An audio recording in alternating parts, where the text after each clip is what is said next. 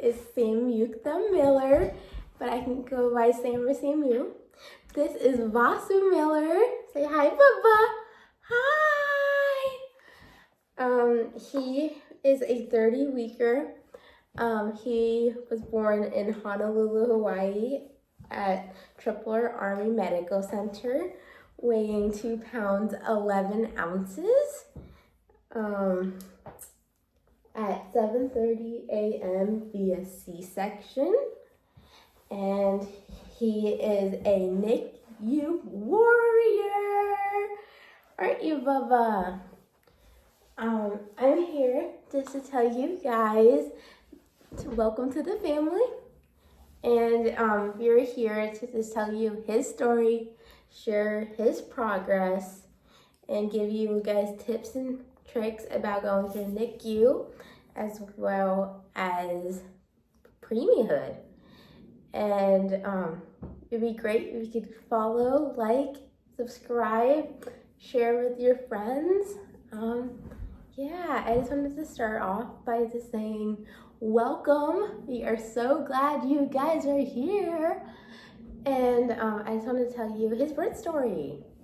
So his birth story started even before he was born. Where are you going? Even before he was born. He had, I suffered a few miscarriages before him, and therefore I was super paranoid the entire pregnancy. That resulted in me getting a Doppler just to check his heartbeat because it scared me. Every single thing scared me. Every single day scared me in pregnancy. But luckily, this little dude just made me tired. I couldn't really complain about my pregnancy. It was amazing. Like, a couple weeks before he was born, me and my husband, we were in Japan for our baby moon, and I literally walked 10 miles a day, being like right before my third trimester, and that is absolutely mind-blowing to me that I was able to do that. But this little nugget stopped moving around the Friday before he had to come out. I didn't know what was going on, but I was aware of it. But I also knew that his heartbeat was at 150 because I checked him every single night. And every single day that I checked him, every single time, he would be in different positions.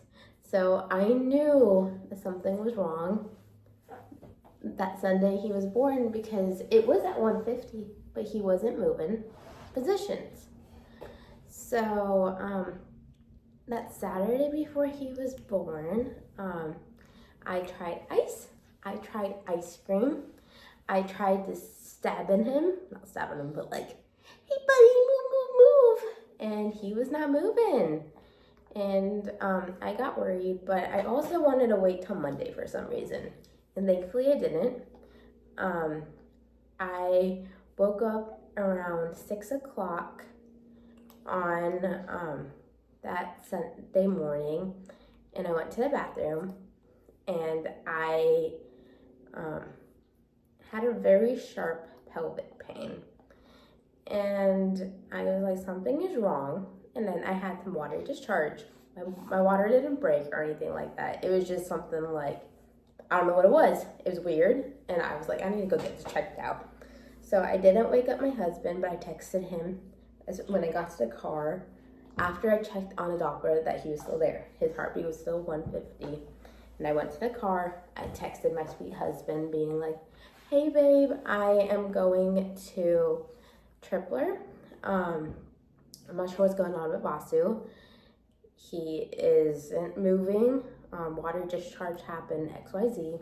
Kind of just told him, sent it. I'm not throwing him under the bus. It's just, I knew that if I told him that something was going on, he might have been like, babe, it is 6 o'clock in the morning. Why don't you go to sleep? And then we can go later, like at 10. And I didn't want that. I wanted to make sure he was okay. He already wasn't moving, and I was terrified. So I drove all the way up to Tripler, turned on Caleb, and I But I believed that he was okay and that I was going to go there. They were going to give me an ultrasound and they were going to be like, he's okay. He is okay. He's just being a jokester. But that's not exactly what happened. So I went up there and I parked in the parking structure, and there was literally no cars there. And I was like, this is super weird. And I walked up the hill by myself, and I somehow made it to labor and delivery. I have no idea how I did that, and that itself is a miracle, because this girl right here can live in a house for 2 years, go to a Walmart that is 2 minutes away, and still use a GPS to get there. So just getting there itself was a miracle, because I don't remember looking at any maps or anything like that once I went to the hospital. It was a total out-of-body experience. And then after I did that, I remember talking to the sweetest lady. I don't know if she was a nurse or a ultrasound person or somebody. I don't know who it was, but she asked me for my ID, gave it, and also was like, hey honey, are you here by yourself? And I was like, yeah, I am. And I was also, and she was like, what's going on? And once I said, I can't feel him move, this isn't normal, I was full on crying, sobbing.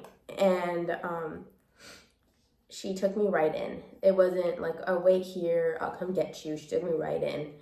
And she was trying to listen to the heartbeat. And I don't know if my heart was just so in panic mode that my heartbeat was like so high or what, but she had a very hard time finding it. And so because of that, she went out, called a different person in to come find his heartbeat. And they also had a very hard time finding it. And they eventually were like, I'm gonna go get an ultrasound tech. And so they went and got an ultrasound machine and a tech. And before they left the room, I remember asking, there's no heartbeat, is there? I don't know why I said that, but I did. And once the ultrasound tech came in, thankfully his heartbeat was there.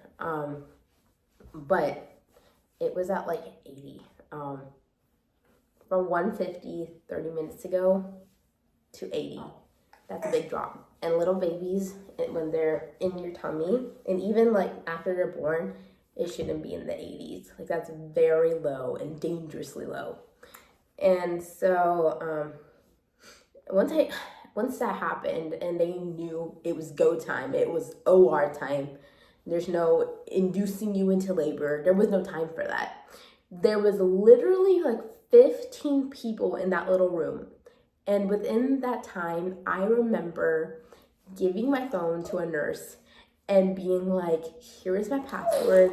Please call my mom. Please call my husband. And I remember the doctors being like, there's no time, honey, for you to wait for your husband to come. And I was like, I understand. Let's go. Let's get him out. Let's save his life.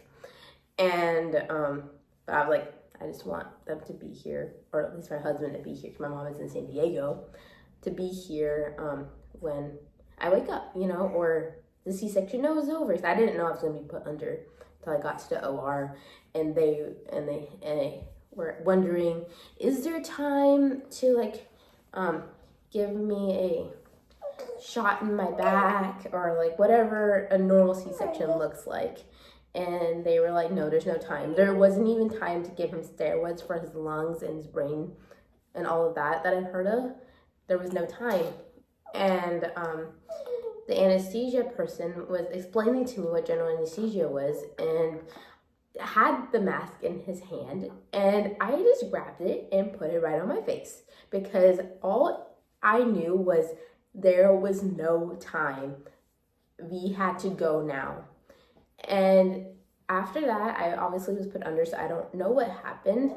But from what Vasu's primary doctor at Tripler said, Dr. H, he said that there was another 28-weeker a couple weeks before Vasu that was getting born next door. And luckily, they were able to divide the 2 operation groups in half. And the only reason he was down there was because, bless you, buddy, because he went to go check on the 28-weeker from the NICU. And once he found out about me being in the triage, they rushed him over to my OR room. And he was there to be there for Vasu when he came out, barely breathing, barely had a heartbeat. He revived this little man. And I am forever grateful for Dr. H.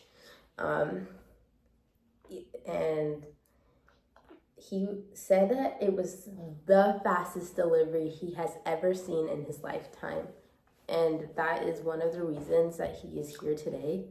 And there are so many reasons that he's here, but he is a miracle, and he is beyond the best blessing that has ever came into my life.